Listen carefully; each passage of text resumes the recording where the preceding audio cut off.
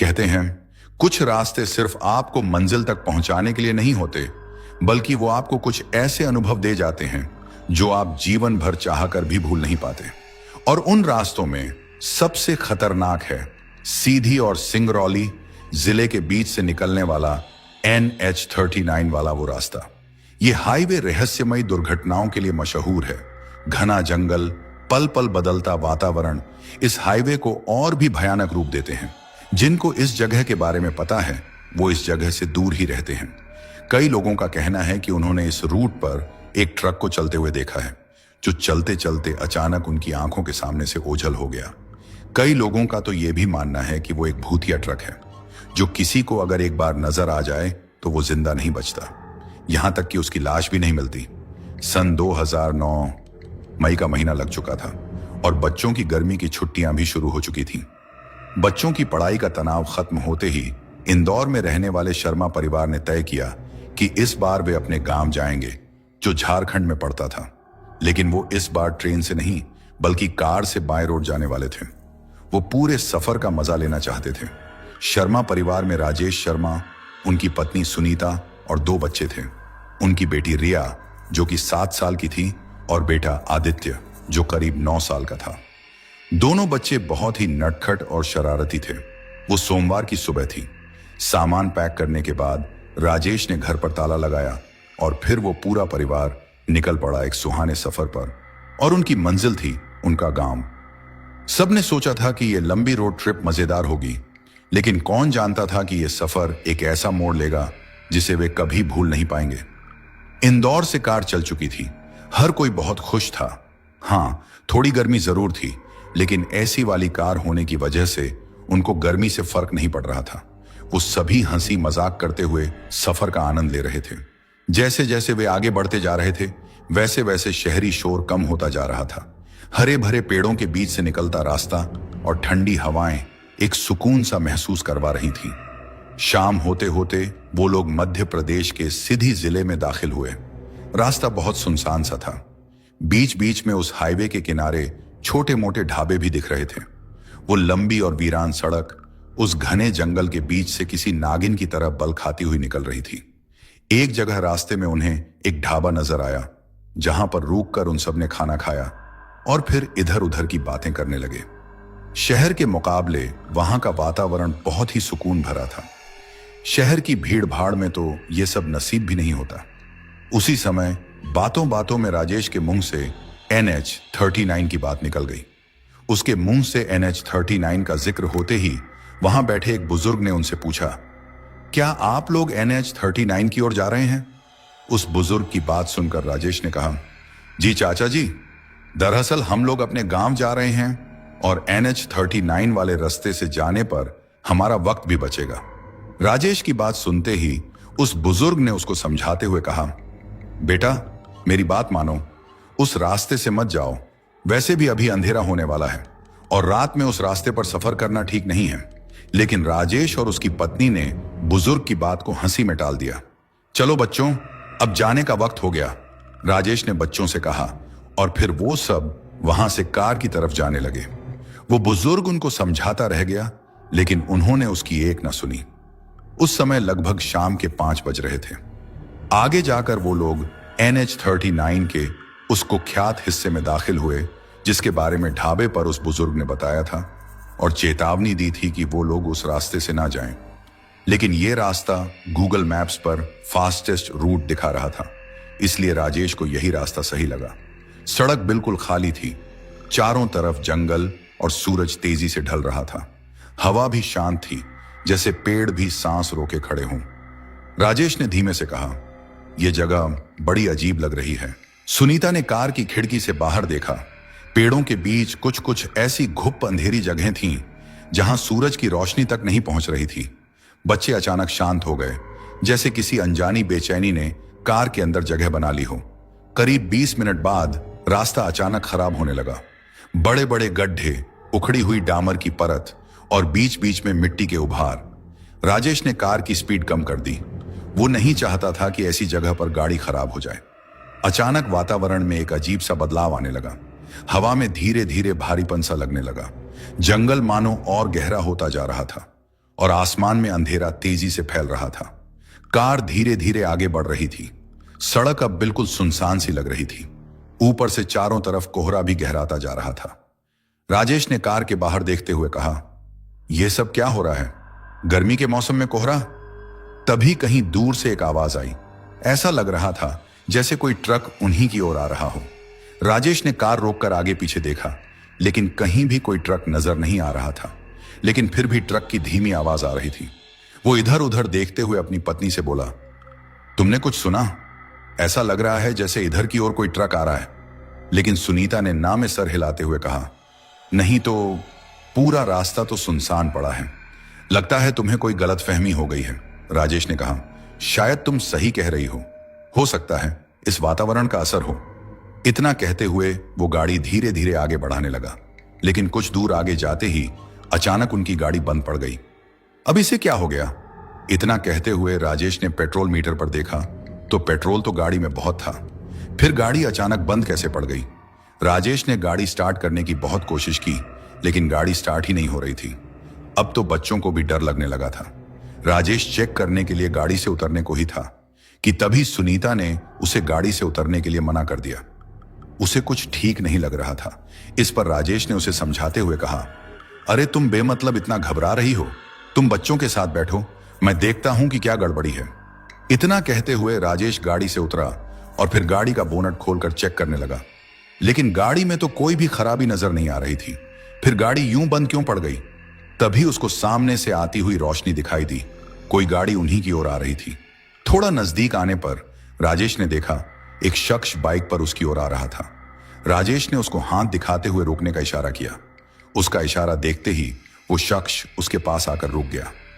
जब राजेश ने उसको बताया कि उसकी गाड़ी बंद पड़ गई है और शुरू नहीं हो रही है, तो उस शख्स ने उसको बताया कि आगे कुछ दूर पर एक छोटा सा गैरेज है।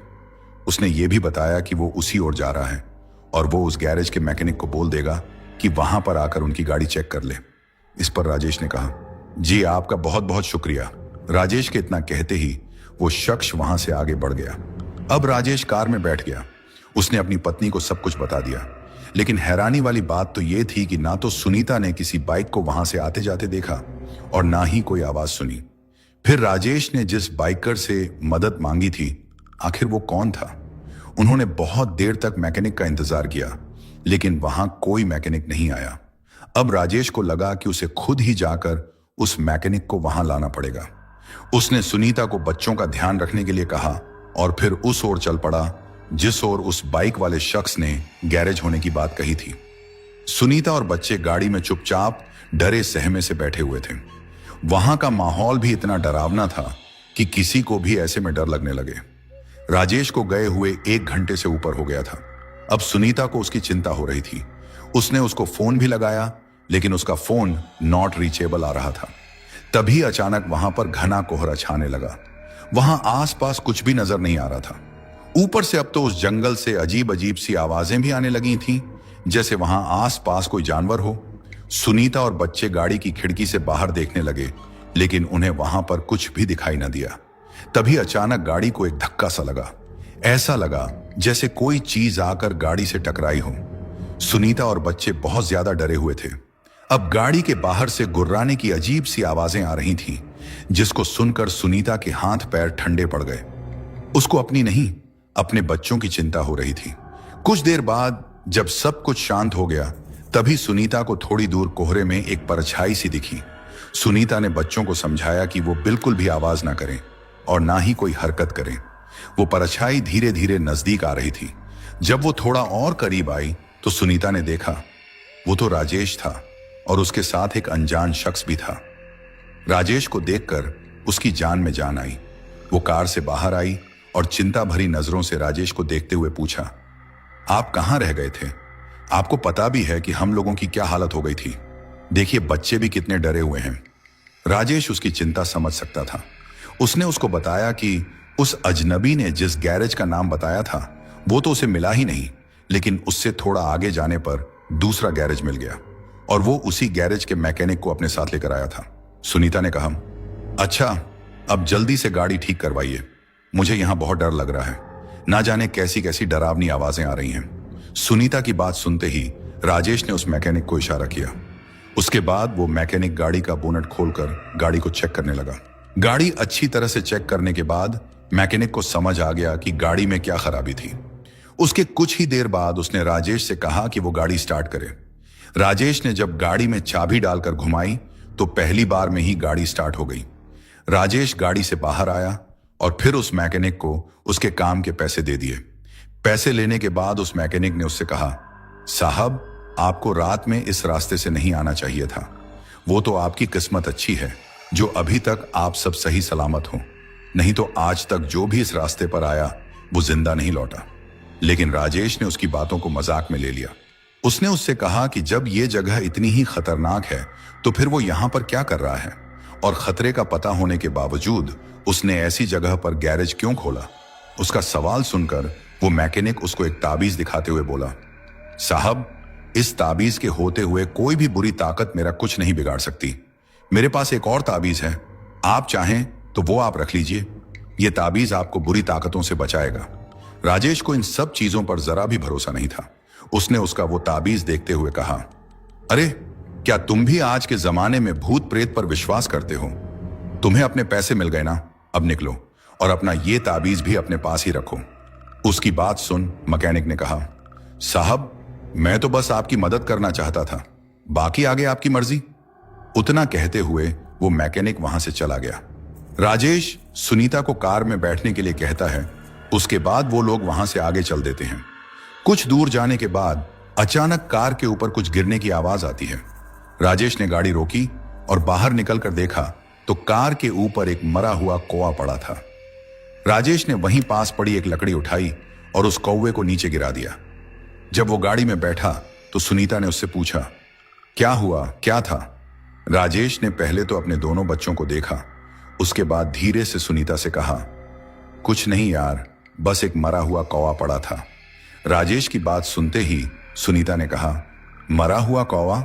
जरूर यहां कुछ गड़बड़ है, आप जल्द से जल्द यहां से चलिए, मुझे बहुत घबराहट हो रही है। सुनीता के इतना कहते ही राजेश गाड़ी की स्पीड बढ़ा देता है। कुछ दूर और आगे जाने के बाद अचानक उनकी कार फिर से बंद पड़ गई। राजेश कार से उतरता है और गुस्से में गाड़ी के टायर पर लात मारने लगता है। बार बार गाड़ी खराब होने की वजह से वो परेशान हो चुका था, लेकिन तभी उसे वहां एक तेज हॉर्न सुनाई दिया। उस हॉर्न की आवाज उस सन्नाटे में गूंज उठी थी।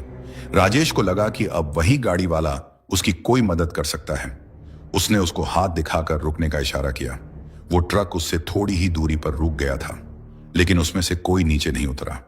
राजेश जब उस ट्रक वाले से बात करने के लिए उसके पास गया तो उसने देखा कि उस ट्रक की ड्राइविंग सीट पर कोई नहीं था। वो डर के मारे वहां से दूर हट गया। तभी उसको किसी के कदमों की आहट सुनाई दी। उसने इधर उधर देखा तो ट्रक के पीछे एक धुंधली सी परछाई दिखाई दी। उसने सोचा कि शायद वो ट्रक का ड्राइवर होगा, इसलिए वो उससे बात करने के लिए उसकी ओर जाने लगा। लेकिन जैसे ही वो उस ट्रक के पीछे गया, उसने कुछ ऐसा देख लिया जिसे देखकर उसकी रूह कांप गई। जिस ट्रक वाले से वो मदद मांगना चाहता था, उसका तो उसके धड़ से सिर ही गायब था, और उसने अपने हाथ में एक बड़ी सी कुल्हाड़ी पकड़ रखी थी जो खून से सनी हुई थी। वो अजीब सी आवाज के साथ कुल्हाड़ी लिए राजेश की तरफ बढ़ने लगा। राजेश पूरी ताकत से अपनी कार की तरफ भागा। उसको इतना घबराया हुआ देख सुनीता ने उससे पूछा कि वो इतना डरा हुआ क्यों है, लेकिन उसने उससे कुछ नहीं कहा। वो बस कार स्टार्ट करने की कोशिश करता रहा। जब कार स्टार्ट नहीं हुई तो उसने कार के शीशे में पीछे देखा। वो बिना सिर का धड़ उसी की ओर बढ़ा चला आ रहा था। उसने कांपती हुई आवाज में कहा, सुनीता, बच्चों को उठाओ, अगर हम यहां पर रुके तो हम में से कोई भी जिंदा नहीं बचेगा। जल्दी बच्चों को लेकर कार से बाहर निकलो। जब सुनीता दोनों बच्चों के साथ गाड़ी से बाहर आई तो उसका और बच्चों का ध्यान उस बिना सर के धड़ पर गया। उसको देखते ही सबके मुंह से चीख निकल पड़ी। डर के मारे उनके हाथ पैर ठंडे पड़ गए। राजेश ने रिया को गोद में उठाया और फिर वो सब वहां से भागते हुए जंगल के अंदर चले गए। उन्होंने सोचा नहीं था कि उनका ये सुहाना सफर इतना भयानक रूप ले लेगा। अब उन्हें किसी भी तरह अपनी और बच्चों की जान बचानी थी। वो उस घुप अंधेरे में जंगल की गहराई में कहीं खोते जा रहे थे। उन्हें पता भी नहीं था कि वो कहां जा रहे हैं। वो बस बेतहासा भागे जा रहे थे। उन्हें किसी भी तरह उस बिना सिर वाले ट्रक ड्राइवर से बचना था। कुछ दूर जाने के बाद उन्हें ऐसा लगा जैसे अब उनके पीछे कोई नहीं है। इसलिए उन्होंने रुक कर दम भरा और फिर वहीं पर थोड़ा आराम करने के लिए बैठ गए। लेकिन तभी फिर से उसी ट्रक के हॉर्न की आवाज आई। उसको सुनते ही उनके शरीर में डर की सिहरन दौड़ गई। उन्होंने बच्चों को उठाया और फिर से भागने लगे। वो भाग भाग कर थक चुके थे, लेकिन रुक भी नहीं सकते थे, क्योंकि जब भी वो रुकते उन्हें ट्रक के हॉर्न की आवाज सुनाई देती। ऐसा लगता जैसे वो आसपास ही हो। भागते हुए वो एक ऐसी जगह पर पहुंचे जहां से उन्हें कुछ दूरी पर एक धीमी सी रोशनी नजर आ रही थी। उन्हें लगा शायद वहां पर कोई आदिवासियों का गांव है। वो तेजी से उस ओर बढ़ने लगे। उनका अंदाजा सही निकला। वहां पर एक छोटा सा गांव था। उस गांव के सभी घरों के बाहर एक दिया जल रहा था और साथ ही हर घर की दीवार पर एक अजीब सा निशान भी बना हुआ था। राजेश एक घर के पास गया और उसका दरवाजा खटखटाने लगा, लेकिन किसी ने दरवाजा नहीं खोला। राजेश ने दूसरे घर का दरवाजा खटखटाया तो भीतर से आवाज आई, इतनी रात को कौन आया है, वापस चले जाओ। वो आवाज सुनते ही राजेश ने मदद की गुहार लगाते हुए कहा, भाई साहब हमारी मदद कीजिए, हम बहुत बड़ी मुसीबत में फंसे हुए हैं, हमारी जान को खतरा है, हमारे साथ हमारे बच्चे भी हैं। तभी उनके पीछे से किसी के कदमों की आवाज आई। जब उन्होंने पीछे मुड़कर देखा तो उस गांव की कच्ची पगडंडी पर वो बिना सिर वाला साया कुल्हाड़ी लिए उनकी तरफ बढ़ रहा था। राजेश घबराकर चिल्लाया, जल्दी दरवाजा खोलिए, वो यहीं पर आ रहा है, जल्दी दरवाजा खोलिए, नहीं तो वो हम सबको मार देगा। राजेश के इतना कहते ही उस घर का दरवाजा खुला और वो सब अंदर चले गए। उनके भीतर जाते ही वो साया वहां से चला गया। ऐसा लग रहा था जैसे किसी वजह से वो उस गांव के पास नहीं आ सकता था। उस घर के भीतर 3 लोग मौजूद थे। एक लड़का जो रिया की ही उम्र का था और 2 लोग जो शायद उसके माता पिता थे। उनमें से जो आदमी था उसने हैरानी से पूछा, आप लोग इतनी रात गए इस जगह पर क्या कर रहे हैं? राजेश ने कहा, हम तो अपने गांव जा रहे थे, लेकिन रास्ते में हमारी गाड़ी खराब हो गई। तभी वो बिना सिर वाला आदमी हमारे पीछे पड़ गया, फिर हमें जान बचाने के लिए जंगल में भागना पड़ा। राजेश ने हांफते हुए उन्हें पूरी बात बता दी। उसकी बात सुनने के बाद उस आदमी ने उनसे कहा, आप लोग बड़े खुशकिस्मत हो जो बच गए, नहीं तो आज तक उसे कोई भी नहीं बच पाया। रात का समय ही उसके शिकार का समय होता है। उस वक्त जिस किसी का भी सामना उससे हुआ वो जिंदा नहीं बचा। उस आदमी की बात सुनने के बाद राजेश को उस बुजुर्ग की चेतावनी याद आई जो उसे उस ढाबे पर मिला था और जिसने उसे आगाह किया था कि वो रात के वक्त उस रास्ते से ना गुजरे। लेकिन वही थे जिन्होंने उसकी बात को मजाक में टाल दिया था और अब उन्हें उसका अंजाम भुगतना पड़ रहा था।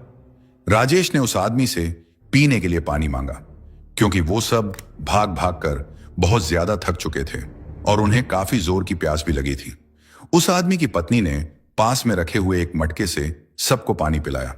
तभी राजेश को एक बात याद आई। उसने उस आदमी से पूछा कि वो बिना सिर वाला साया आखिर वहां से लौट क्यों गया? ऐसी कौन सी खास बात थी उस घर में जो वो उसके भीतर नहीं आ पाया?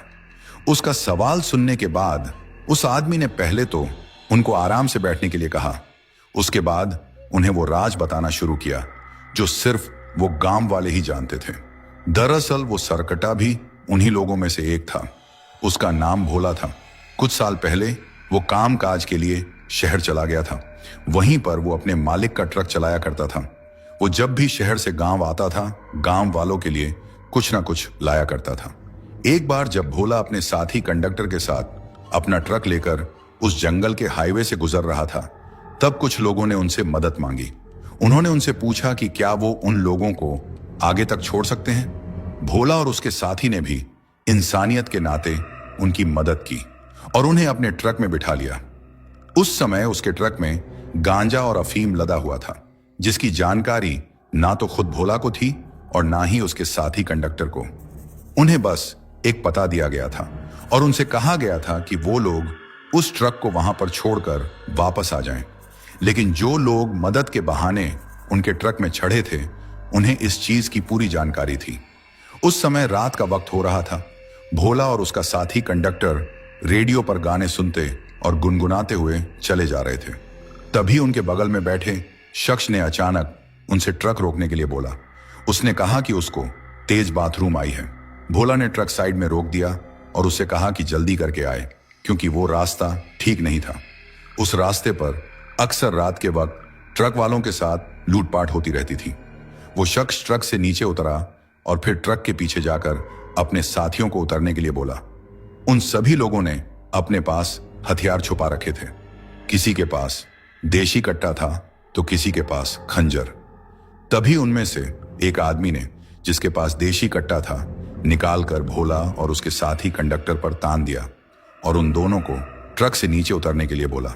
ठीक उसी वक्त वहां पर कुछ गाड़ियां आकर रुकी। ऐसा लग रहा था जैसे वो लोग पूरा प्लान बनाकर आए थे। उन्होंने भोला और उसके साथी से जंगल में भागने के लिए कहा। वो दोनों उस वक्त बहुत ज्यादा डरे हुए थे और बस अपनी जान बचाना चाहते थे, इसलिए वो जंगल की ओर दौड़ पड़े। तभी पीछे से उन लोगों ने उन पर गोलियां चलानी शुरू कर दी।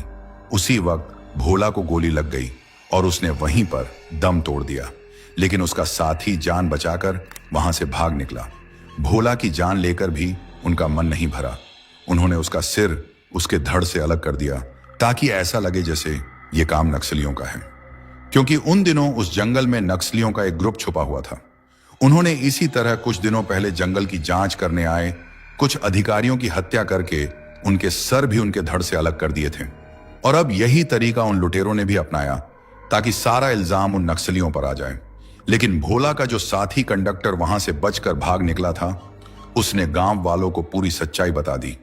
मरने के बाद भी भोला की आत्मा और उसका ट्रक उस रास्ते पर नजर आते थे और जो भी रात में उसे मिलता था वो उसे जान से मार देता था। पूरी सच्चाई जानने के बाद भी एक बात राजेश और सुनीता को समझ नहीं आई कि भोला की आत्मा गांव के पास से वापस क्यों लौट गई। वो चाहता तो उन्हें यहां भी मार सकता था। तब उस आदमी ने बताया कि घर की बाहरी दीवारों पर जो निशान बना हुआ है वो कोई मामूली निशान नहीं है। वो उनके कुल देवता का निशान है जो बुरी ताकतों से हमारी रक्षा करते हैं, और इसी वजह से भोला की आत्मा हमारे गांव में नहीं आ सकती। फिर उस आदमी ने अपना और अपने परिवार का परिचय देते हुए कहा, वैसे मेरा नाम गंगाराम है और वो मेरी पत्नी गोमती और वो मेरा बेटा गोलू है। उस वक्त राजेश के बच्चे बहुत ज्यादा डरे हुए थे। वो अभी भी बुरी तरह कांप रहे थे। तभी गंगाराम ने अपनी पत्नी से कहा कि वो कुछ और बिस्तर लगा दे। गोमती ने बिस्तर लगाए और फिर आदित्य और रिया वहीं उनके बेटे गोलू की बगल में सो गए। दोनों बच्चे बहुत ज्यादा थक चुके थे, इसलिए लेटते ही उन दोनों को नींद आ गई। तभी गंगाराम ने राजेश और सुनीता से कहा कि वो भी आराम कर लें। वो दोनों भी बहुत ज्यादा थके हुए थे, इसीलिए वो भी गंगाराम के कहने पर वहीं आदित्य और रिया के पास में ही सो गए। आधी रात के बाद ना जाने अचानक राजेश को क्या हुआ कि वो उठकर चुपचाप घर से बाहर निकला और उसी हाईवे की ओर बढ़ने लगा। वो बेसुध सा आगे बढ़ा चला जा रहा था कि तभी उसको ट्रक का हॉर्न सुनाई दिया। उसने इधर उधर देखा, लेकिन उसको ना तो कोई ट्रक दिखा और ना ही भोला की आत्मा। कुछ आगे चलने पर उसको वो हाईवे नजर आया। वो तेजी से उस हाईवे की ओर बढ़ने लगा। जैसे ही वो उस हाईवे पर पहुंचा, उसको उसकी कार नजर आई। उसने सोचा कि गाड़ी को स्टार्ट करने की कोशिश करनी चाहिए, क्योंकि गाड़ी के बिना तो वो लोग यहां से बाहर निकल भी नहीं सकते थे। लेकिन जैसे ही उसने कार के पास पहुंचकर कार का दरवाजा खोला तो उसने देखा कि कार की ड्राइविंग सीट पर वही बिना सिर वाला साया बैठा था। मेरा मतलब है कि भोला की आत्मा बैठी हुई थी। उसको देखते ही राजेश डर के मारे जमीन पर गिर पड़ा। तभी भोला की आत्मा गाड़ी से बाहर निकली और फिर राजेश की ओर बढ़ने लगी। राजेश ने गिड़गिड़ाते हुए कहा, मुझे छोड़ दो, मैंने तुम्हारा क्या बिगाड़ा है, मुझे मत मारो। लेकिन तभी वो साया बोला, उठो राजेश, उठ जाओ, सुबह हो गई है। यह सुनते ही राजेश झटके से उठ बैठा।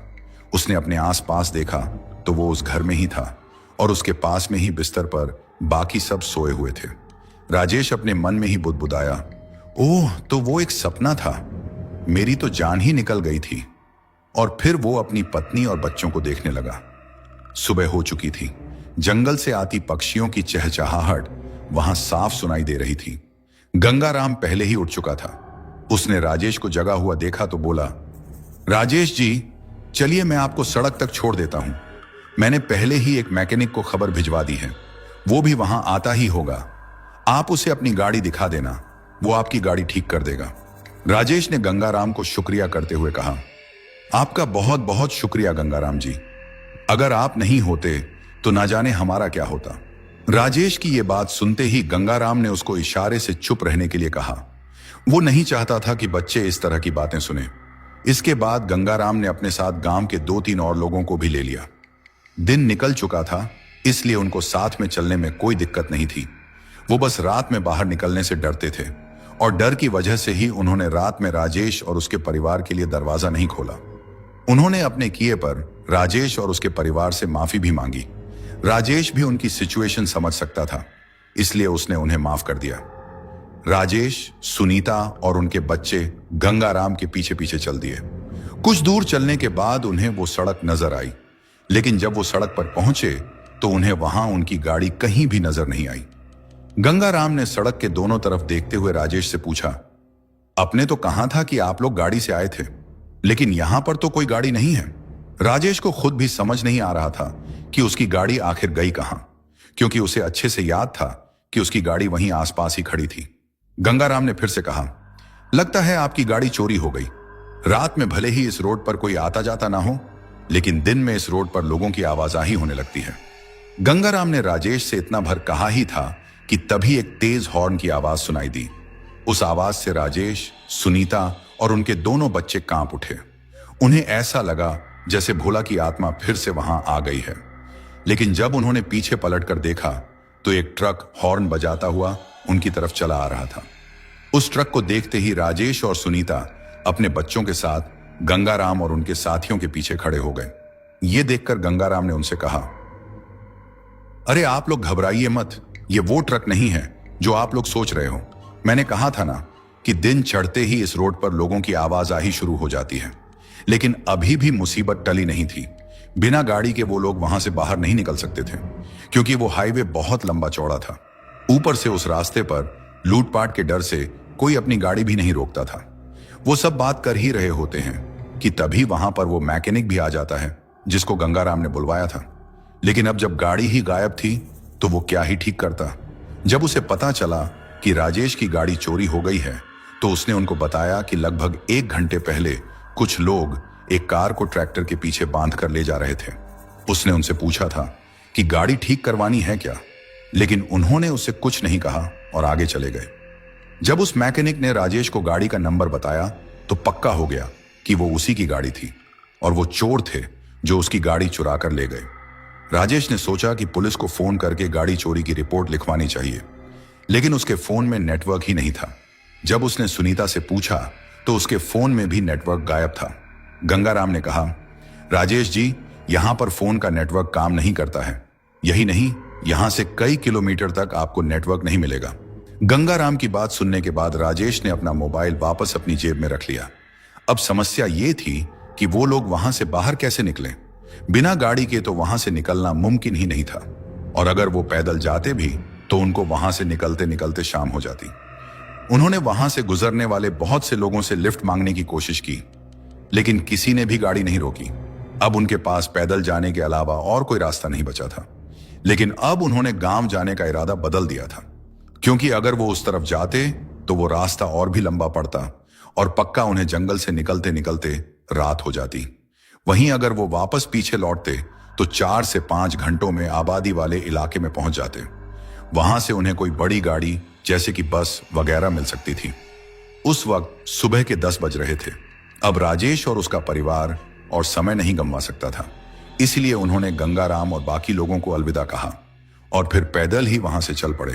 रास्ते में चलते चलते उन्होंने बहुत सी गाड़ियों से लिफ्ट मांगी, लेकिन कोई भी उनकी मदद करने को तैयार नहीं था। ये उनकी जिंदगी की सबसे बेकार और भयानक ट्रिप साबित हुई थी।